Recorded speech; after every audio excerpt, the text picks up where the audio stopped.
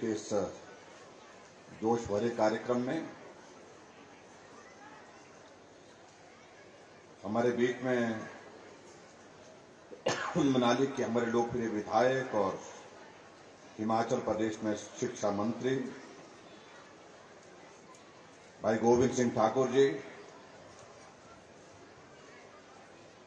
हमारे बीच में यहाँ आज के इस कार्यक्रम में नगर परिषद के अध्यक्ष श्री चमन जी, पार्टी के हमारी प्रदेश की उपाध्यक्षा बहन धनेश्वरी ठाकुर जी, मंडल के अध्यक्ष दुर्गा सिंह जी, एपीएमसी के हमारे श्री रमेश जी, एपीएमसी के हमारे कुल्लू के अध्यक्ष अमर सिंह जी, ब्लॉक समिति के अध्यक्ष कुंदन जी, पार्टी के हमारे साथी श्री अखिलेश जी, जिला परिषद की सदस्य Amina Thakur ji, deputy commissioner Kullu, SP Kullu और यहां उपस्थित सभी विभागों के वरिष्ठ अधिकारीगण, भाइयों बहनों और पत्रकार मित्र,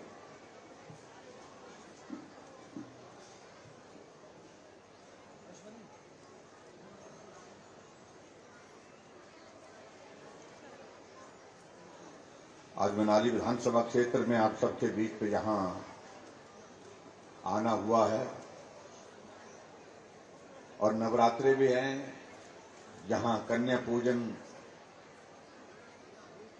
करके हम सब लोगों ने आशीर्वाद लिया, वहां आप सबसे भी दर्शन करने का सौभाग्य प्राप्त हुआ, आप सबका भी आशीर्वाद देने का सौभाग्य प्राप्त हुआ। उसके लिए आप सबका बहुत बहुत धन्यवाद।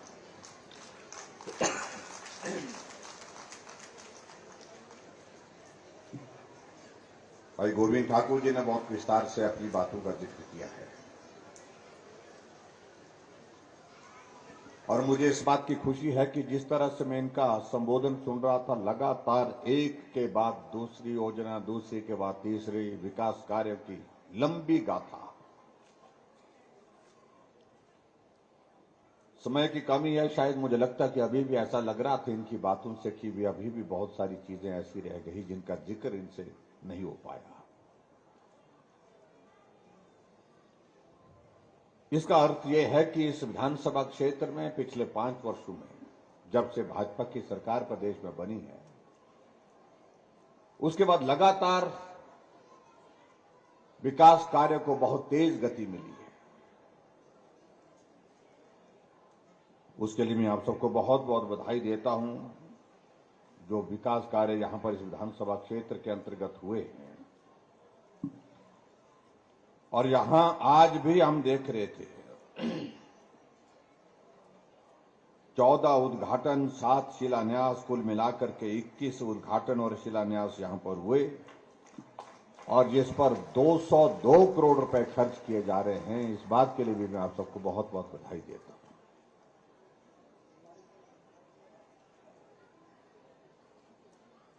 और मैं इस बात को कह सकता हूं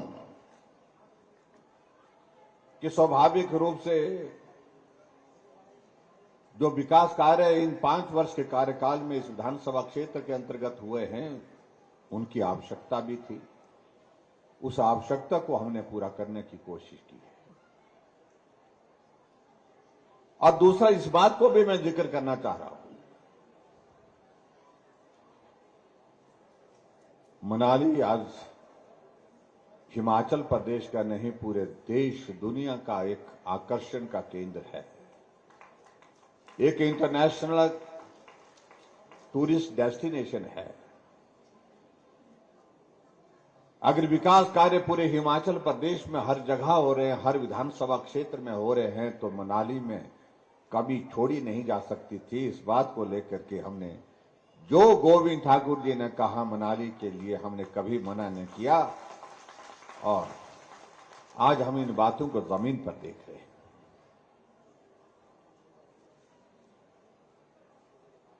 हमारे लिए प्रसन्नता का विषय है कि आज हमारा देश भारत की आजादी के 75 वर्ष मना रहा है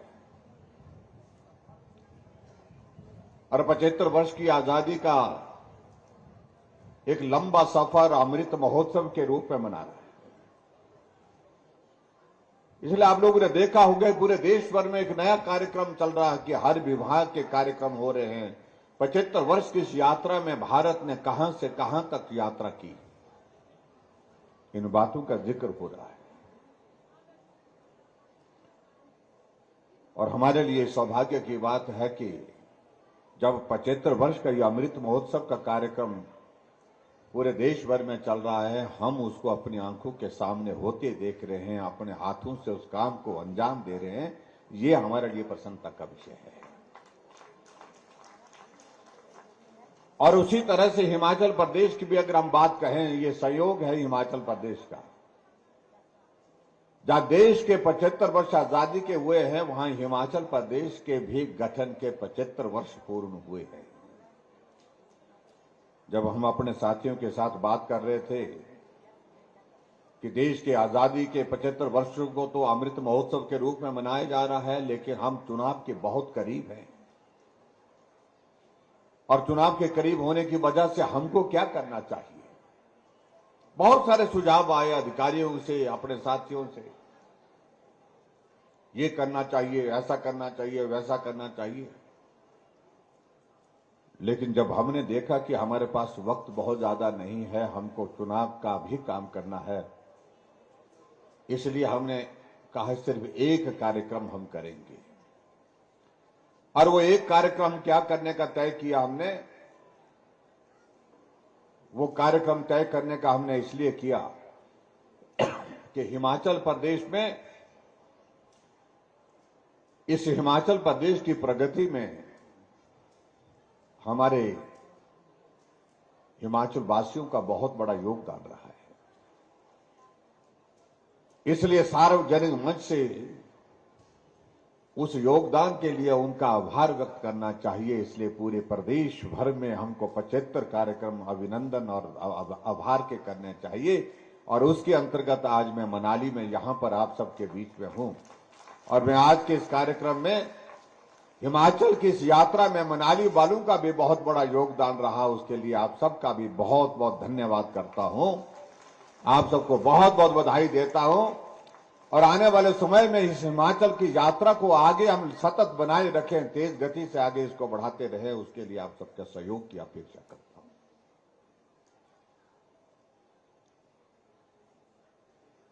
आपने देखा होगा कि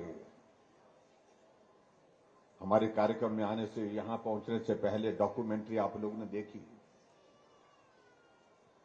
हमने हिमाचल प्रदेश के जो 5 मुख्यमंत्री मुझसे पहले रहे हैं, उनका भी जिक्र किया है। डॉक्टर वाईएस परमार जो हिमाचल निर्माता के रूप में जाने जाते हैं, उनका भी हमने जिक्र किया है। उनका भी हिमाचल को आगे बढ़ाने में एक योगदान रहा है। ठाकुर रामलाल जी मुख्यमंत्री रहे, उनके योगदान को भी हमने स्मरण किया है। श्री शांता कुमार जी 2 बार मुख्यमंत्री रहे, श्री प्रेम कुमार धूमल जी 2 बार मुख्यमंत्री रहे, वीरभद्र सिंह जी कई बार मुख्यमंत्री रहे। उन सबको भी हमने याद किया है, उनको सबको भी हमने श्रेय दिया है, उनका आभार व्यक्त किया है। लेकिन हमारे सामने एक प्रश्न खड़ा होता है कि हम जो नेता लोग हैं, जो यहां पर भी मंच पर बैठे हैं, हम सबका धन्यवाद करने के लिए तो मंच पर से कोई ना कोई बोल ही देता है कि इन्होंने बहुत काम किया है, मेरी पार्टी के लोग हमारे काम, हमारे नेताओं के काम की तारीफ करेंगे, दूसरी पार्टी के दूसरे नेताओं की पार्टी का सरकार के जो है कार्यकाल में हुए कामों का जिक्र करेंगे। हमने कहा नेताओं का आभार तो मंच पर से एक बार नहीं अनेकों बार होता रहता है, लेकिन हिमाचल प्रदेश की इस मेहनत का जनता का धन्यवाद करने के लिए कोई मुख्यमंत्री नहीं निकला धन्यवाद करने के लिए। ये काम हम करेंगे, मैंने कहा, और इसलिए हिमाचल प्रदेश के सभी भाइयों बहनों का आभार व्यक्त करने के लिए हम निकले। अगर आज हिमाचल पहुंचा, इसमें एक मजदूर का भी, एक मजदूरी करते हुए उसका भी योगदान है, एक किसान का योगदान है, एक बागवान का योगदान है, एक कर्मचारी का योगदान है, एक अधिकारी का योगदान है, एक नौजवान का योगदान है, एक बुजुर्ग का योगदान है, माताओं का योगदान है, बहनों का योगदान है। उनका आभार करने का, उनका धन्यवाद करने की रस्म आज से पहले कभी इस प्रदेश में हुई नहीं। हमने कहा इस काम को हम करेंगे। क्यों न याद किया जाए उन लोगों के योगदान को। हम नेता लोग तो आराम की परिस्थिति में काम करते हैं, लेकिन एक मजदूर सुबह से शाम तक चिलचिलाती हुई मनाली की ठंड में काम करता है और ऊना जैसे, हमीरपुर जैसे जिले में, कांगड़ा जैसे जिले में 40 डिग्री 45 डिग्री टेम्परेचर में मेहनत करता है, परिश्रम करता है, मजदूरी करता है, उसका भी धन्यवाद करना चाहिए।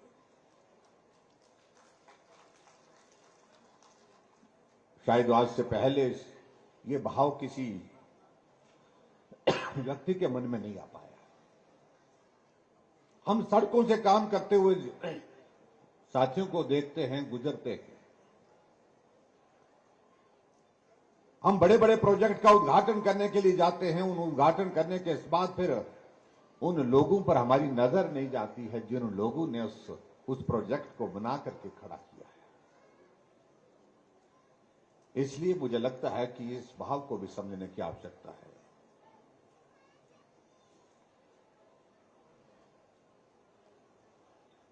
हमारे 5 वर्ष के कार्यकाल में हिमाचल प्रदेश में हमने कोशिश की है कि हिमाचल बेहतर ढंग से आगे बढ़ सके, और इस बात को मैं कह भी सकता हूं कि कहने के लिए हमारे 5 वर्ष हैं, लेकिन सामान्य परिस्थिति में हमको काम करने का मौका, जो अवसर जो मिला, मात्र 3 वर्ष मिला है। यह अलग परिस्थितियों का ये कार्यकाल रहा है, इस बात को भी जो हमको समझना होगा।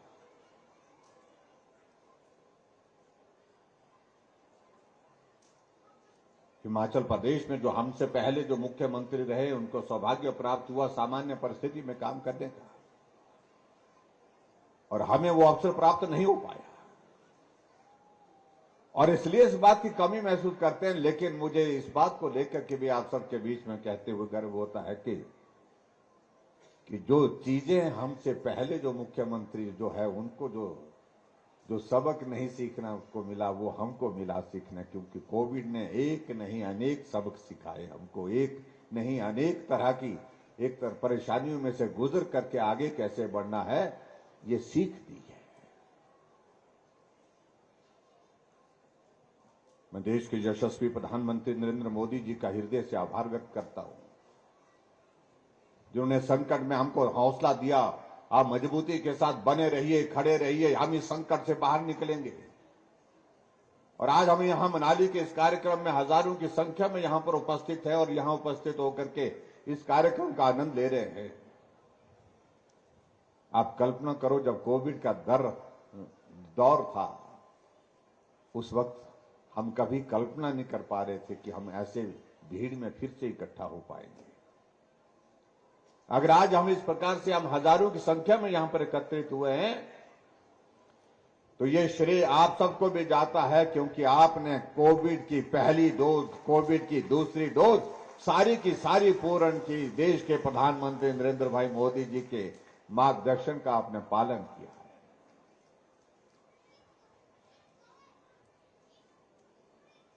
हालांकि कठिन काम था, मुश्किल काम था। हिमाचल प्रदेश में पहली कोविड की डोज पूरा करने में हम पहले रहे पूरे देश भर में। हम दूसरी डोज में भी पहले स्थान पर रहे, और स्वाभाविक रूप से इस बात को लेकर के जब हमारी चीफ मिनिस्टर काउंसिल की बैठक होती है, बीच में बैठक हुई जिसमें हम 18 मुख्यमंत्री बैठते हैं, जो बीजेपी और एनडीए शासित राज्यों के मुख्यमंत्री हम बैठते हैं, उसमें बीजेपी प्रदेशों के मुख्यमंत्री, और जहां अनुभव शेयरिंग हुई, हमारी एक्सपीरियंस की शेयरिंग हुई कोविड के उस दौर की, तो सभी मुख्यमंत्री ने हिमाचल प्रदेश को बधाई दी। भौगोलिक दृष्टि से कठिन प्रदेश, लेकिन कोविड की डोज पूरा करने की, वैक्सीन की डोज पूरा करने वाला पहला स्थान आपने कैसे हासिल किया, इसकी उन्हें डिटेल हमसे जानकारी हासिल की। लेकिन यह संभव तभी हुआ जब आप सबका सहयोग रहा। आप सबके सहयोग के बिना यह संभव नहीं हो सकता था। और आज भाई और बहनों, मुझे इस बात की भी खुशी है कि हम उस संकट से तो बाहर निकल रहे हैं, लेकिन हिमाचल प्रदेश में हम पूरे, अगर विकास की अगर बात कहें तो हम विकास में भी पिछले कार्यकाल से पीछे नहीं, पिछले कार्यकाल से कई गुना आगे निकले हैं।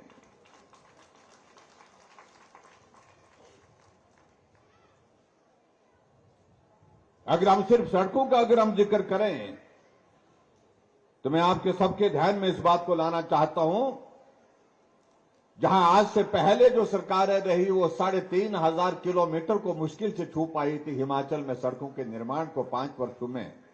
हमारा अभी 5 वर्ष का कार्यकाल दिसंबर में पूरा होगा और हमारा कार्यकाल में हमने 5,000 किलोमीटर से ज्यादा सड़कें हिमाचल प्रदेश में नई सड़कें बना दी।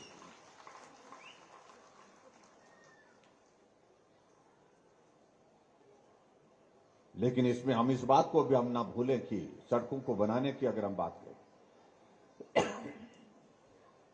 जब हिमाचल का गठन हुआ था 75 वर्ष पहले,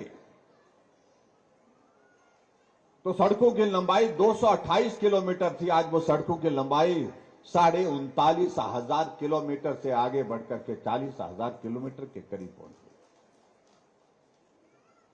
जब हम 40,000 किलोमीटर सड़कों का जिक्र करते हैं तो हम भूल नहीं सकते हैं उस शख्सियत को, उस नेतृत्व को जो हिमाचल को अपना घर कहते थे, अटल बिहारी वाजपेयी जी, जिन्होंने प्रधानमंत्री ग्राम सड़क योजना की शुरुआत की। और उस बात को लेकर के उनके मन में एक भाव था कि शहरों में सड़कें बन गई, पक्की हो गई, बड़ी बड़ी गाड़ियां उस पर चल पड़ी, लेकिन मेरे गांव के लोगों की पीठ का बोझ अभी तक नहीं उतरा। उसके लिए अलग योजना चलाने की आवश्यकता है, केंद्र से मदद करने की आवश्यकता है। और इसलिए उन्हें, जब वो प्रधानमंत्री थे तो उन्होंने प्रधानमंत्री ग्राम सड़क योजना की शुरुआत की। 60,000 करोड़ रुपए की लागत से पूरे देश के लिए उस योजना को शुरू किया। आज अगर हम 40,000 किलोमीटर सड़क का हम जिक्र कर रहे हैं तो 40,000 किलोमीटर में से 20,000 किलोमीटर के करीब सड़कें प्रधानमंत्री ग्राम सड़क योजना के माध्यम से बनी।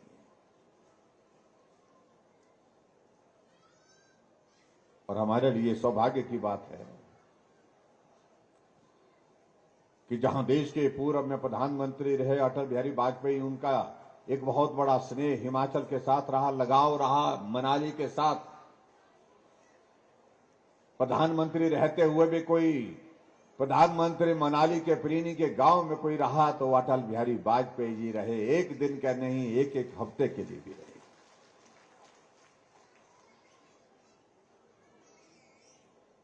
मनाली में आकर के यहाँ के वातावरण में लोगों के बीच में बैठ करके कविताएं लिखना, कविताएं सुनाना, लोगों को मिलना, गांव के लोगों के साथ बैठना, ये कोई प्रधानमंत्री आज से पहले नहीं कर पाए। और अगर अटल जी के बाद दूसरे प्रधानमंत्री जो हिमाचल को दिल से चाहते हैं, उनका नाम नरेंद्र भाई मोदी जी है। जहां हम भी नहीं पहुंचे हैं अभी तक, कई जगह बिजली महादेव की अगर बात कहें, आज तो सड़क पहुंच गई, लेकिन नरेंद्र मोदी जी वहां पैदल पहुंचे थे। आज भी वो याद करते हैं। अभी मंडी के कार्यक्रम में उन्हें आना था 24 तारीख को, लेकिन मौसम खराब होने की वजह से नहीं आ पाए। मन बहुत खराब था। उन्होंने कहा, मेरी इच्छा थी, जब भी हिमाचल प्रदेश जाने की बात आती तो मन बहुत इच्छा करता है, मन बहुत ज्यादा मन करता है कि मैं आऊं, लोगों को मिलूं, लेकिन मौसम खराब होने की वजह से नहीं आ पाए। लेकिन मुझे इस बात की खुशी है कि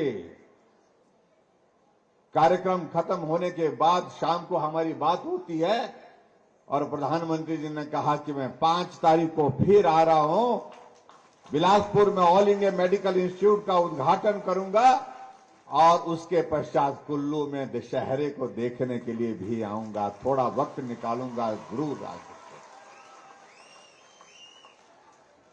आप कल्पना कर सकते हैं कि किस प्रकार से हिमाचल के लोगों के साथ उनका जुड़ाव, किस तरह से उनका हिमाचल की संस्कृति के प्रति सम्मान।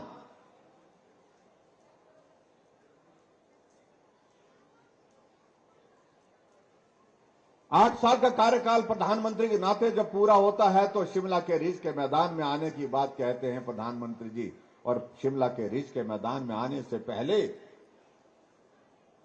शिमला के माल रोड पर एक कोने से दूसरे कोने तक पैदल निकल पड़ते हैं। ये माल रोड में वर्षों तक घूमा हूं, साथियों को मिलता था, बातें होती थी, राजनीति चर्चा होती थी, और उसके बाद रिज के मैदान से पूरे देश को उन्होंने संबोधित किया।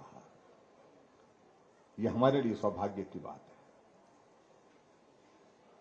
और कुल्लू के दशहरे में अगर बात कह रहा हूं मैं, यह मुझे लगता है कि आज तक के इतिहास में पहली बार हो रहा है कि देश के प्रधानमंत्री कुल्लू के दशहरे की उस रथ यात्रा को देखने के लिए यहां पर आ रहे हैं।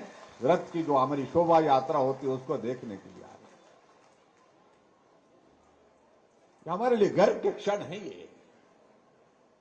अभी प्रधानमंत्री जी मंडी आ रहे थे, उस रैली में 1 लाख से ज्यादा युवा पूरे हिमाचल प्रदेश से निकल करके मंडी के पड्डल के मैदान में पहुंचे, क्योंकि देश के प्रधानमंत्री वहां पर संबोधित करने के लिए आ रहे हैं। अलग तरह का कार्यक्रम था।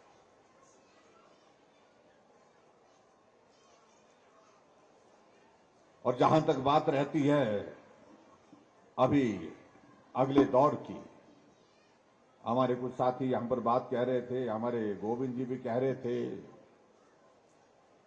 कि रिवाज बदलने की बातें आजकल सुनने में आ रही है, रिवाज बदलने की बातें कही जा रही हैं। हां, रिवाज बदलने की बातें हम कह रहे हैं।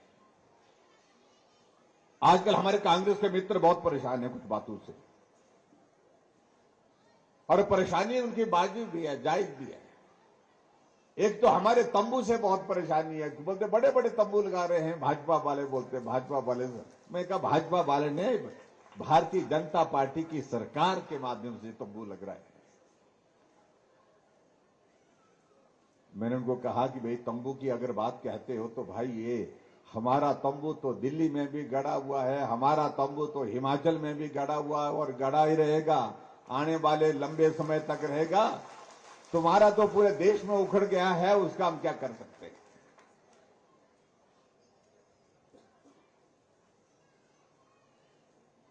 बहुत विचित्र परिस्थिति है। एक नेता, इनके राष्ट्रीय नेता भारत जोड़ो अभियान पर निकले, भारत जोड़ो यात्रा पर निकले हैं, और कांग्रेस के नेता कांग्रेस छोड़ो यात्रा पर निकल करके जो है कांग्रेस से विदाई ले गए।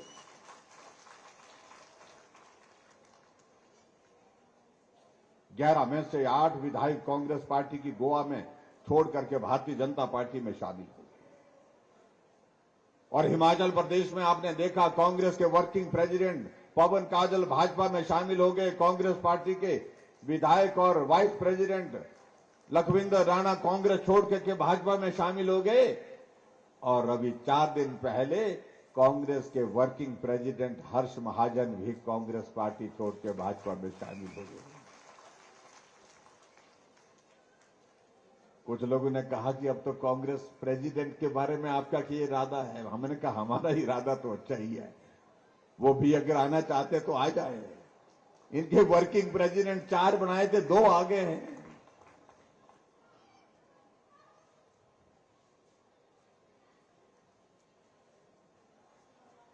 आप कल्पना करो उस नेतृत्व से देश की।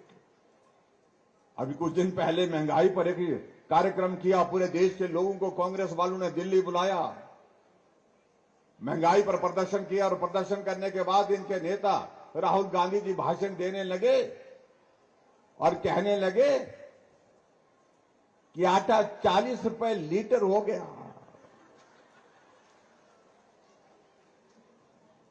मैंने कहा धन्य हो भाई कांग्रेस वालों, आपके नेता को यह भी मालूम नहीं है कि आटा किलो के हिसाब से मिलता है कि लीटर के हिसाब से मिलता है। इससे बड़ा मजाक और कोई हो नहीं सकता है।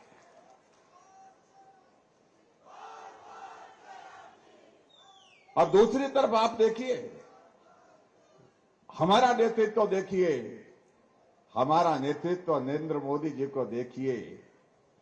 जहां भी दुनिया के मंच पर जाते हैं, अंतर्राष्ट्रीय मंच पर जाते हैं, जो देश अपने आप को बहुत आगे मानते हैं, बहुत संपन्न मानते हैं, जो भारत की तरफ देखते तक नहीं थे, आज उनके पांव अपने आप स्वतः चल पड़ते हैं उस दिशा में जहां नरेंद्र मोदी जी खड़े होते हैं और हाथ आगे बढ़ करके उनको मिलाने के लिए बढ़ता है। यह हमारी आज की तारीख में हमारे नेतृत्व की एक विशालता का एक परिचय है। इस बात को भी हमको समझना पड़ेगा।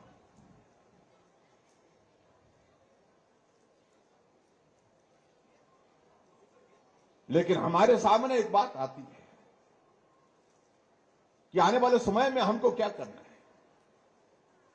हमको इस नेतृत्व को मजबूत करना है। उसके लिए भाई और बहनों, मैं आप सबसे चाहता हूं कि हर हालत में हमें हिमाचल प्रदेश में जो 5-5 साल वाला ये जो रिवाज है, इसको बदलना ही पड़ेगा।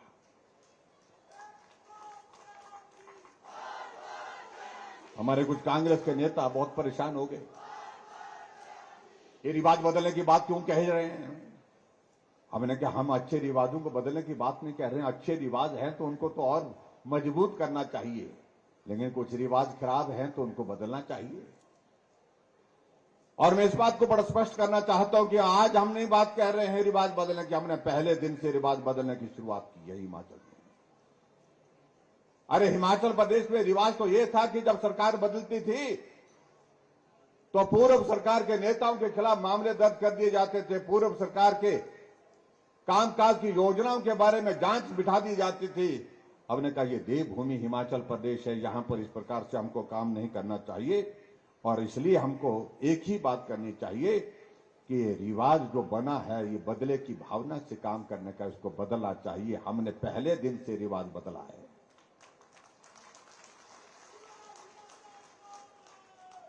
और आज अगर हम रिवाज बदलने की बात कह रहे हैं तो परेशानी उनको ज्यादा हो रही है।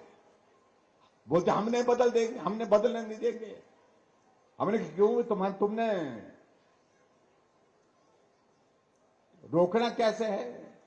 नहीं रोक पाएंगे। लोगों ने पूरे देश में रिवाज बदलने की शुरुआत कर दी है।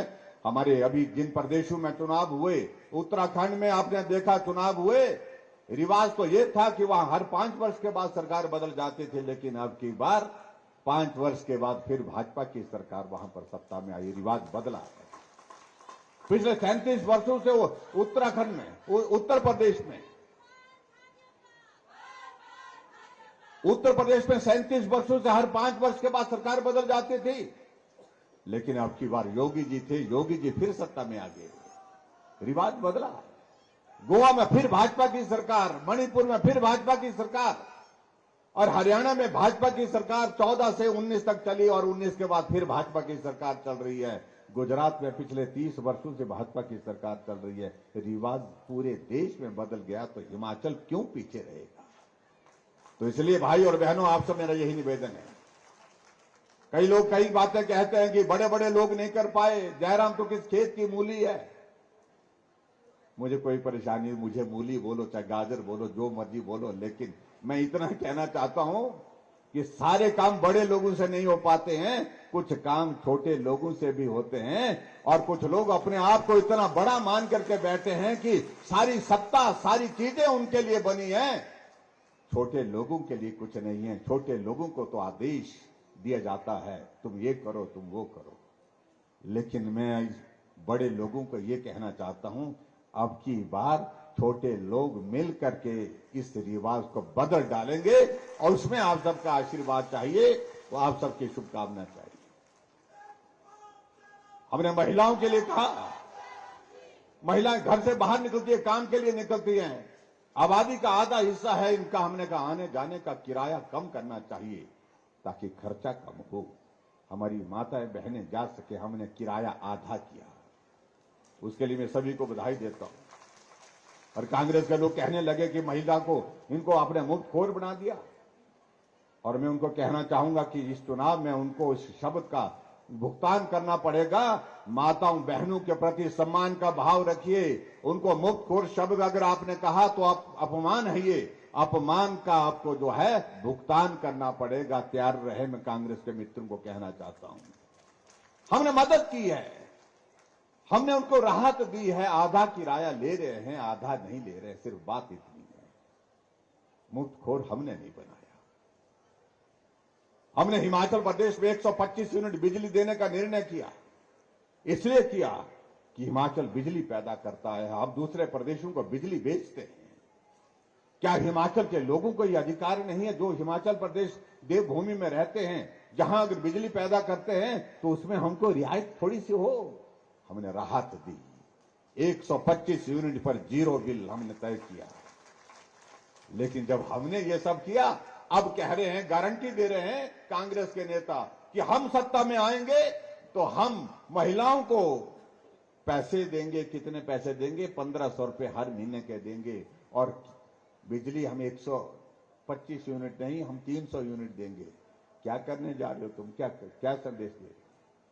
पहली बात तो ये है, तुम आएंगे कैसे? जब आने ही नहीं देंगे तो आएंगे कैसे? और आने की गुंजाइश बची कहां? पूरे देश में बची नहीं गुंजाइश। इसलिए भाई और बहनों, मैं लंबी बात नहीं कहूंगा, मुझे तुरंत निकलना पड़ेगा, क्योंकि आज हमारे एयर स्पेस पर कुछ रिस्ट्रिक्शंस हैं, और रिस्ट्रिक्शन इस तरह की हैं जिसमें नो फ्लाइंग जोन कर दिया है। तो इसलिए मुझे कांगड़ा पहुंचना है, तो इसलिए मैं आप सबके बीच में बहुत लंबी बात नहीं कहना चाहता। भाई गोविंद जी ने आपके इस क्षेत्र के विकास के विषय अपने सामने यहां पर रखे हैं। मेयर गोविंद जी बैठ लेंगे, ये जो छोटे छोटे इंस्टीट्यूशंस हैं जिनका जिक्र इन्होंने किया है, उनको हम बैठ करके रास्ता निकालेंगे। मैं 3 चीजों का जिक्र इसमें कर रहा हूं। एक तो इन्होंने कहा कि नगर में जो जल शक्ति विभाग का सब डिवीजन की बात कही है, इसकी प्रपोजल हमने कहा कि इसकी जल्दी भेज दीजिए, इसको हम बना करके देंगे। ये मैं आपके बीच में कहना चाहता हूं। एक और इन्होंने कहा है कि मनाली विधानसभा क्षेत्र के कराड़सू में जो है नया पटवार सर्कल चाहिए, तो नया पटवार सर्कल भी आपको बना करके दे देंगे। इस बात के लिए भी मैं आप सबके बीच में अपनी बात कहता हूं। और आज आपका हॉस्पिटल के भवन का हमने शिलान्यास किया है, और लगभग 60 करोड़ की लागत से वो भवन बन करके तैयार होगा, और मनाली में स्वास्थ्य की सुविधाएं यहां पर बेहतरीन होंगी आप सबके बीच में। और इसके अलावा जो स्कूलों का जिक्र किया है, वो मैं गोविंद जी पर छोड़ देता हूं। जितने भी ये स्कूल आपने कहे हैं, आपके पास महकमा है, इन सारे स्कूल के जो है इनके आप कैबिनेट में फाइल ले आए, और कैबिनेट में इनको स्वीकृत कर दिया जाएगा। ये मैं आपके बीच में कहना चाहता हूं। और एक और चीज जो लास्ट में इन्होंने कही है, वो ये कही है कि एक ऑडिटोरियम की बात कही है। ऑडिटोरियम के निर्माण के लिए इसी कॉलेज के अंदर कहा कि जो एक ऑडिटोरियम यहां चाहिए, सभागार चाहिए, और इस सभागार के लिए जो प्रॉपर जो प्रोसीजर है, जो फॉर्मेलिटीज है, वो पूरी करें। इसका एस्टिमेशन और सारी लैंड की जो रिक्वायरमेंट है उसको पूरा करें, और जैसे ये होती है तो उसको निश्चित रूप से करेंगे। एक ऑडिटोरियम यहां आपके इस कॉलेज में बना करके देंगे। ये मैं आपके बीच में कहना चाहता हूं।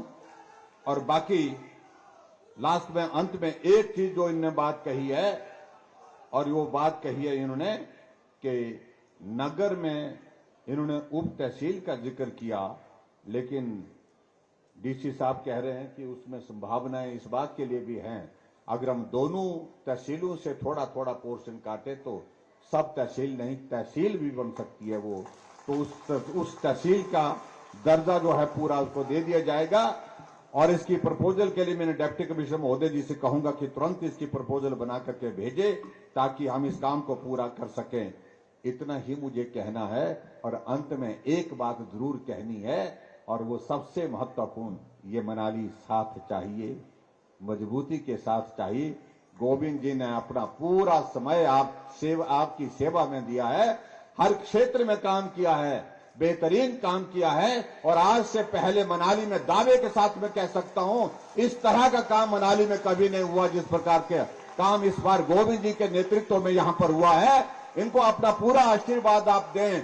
और नवरात्रि के इस अवसर पर आप सबसे शुभकामनाएं लेकर के हम जा रहे हैं। भाई गोविंद जी को आपने हिमाचल प्रदेश की विधानसभा के अंदर बड़े बहुमत के साथ रिकॉर्ड के साथ जो है जिता करके भेजना है। इतनी बात कहते हुए आप सबका बहुत बहुत धन्यवाद। नमस्कार। जय हिंद। जय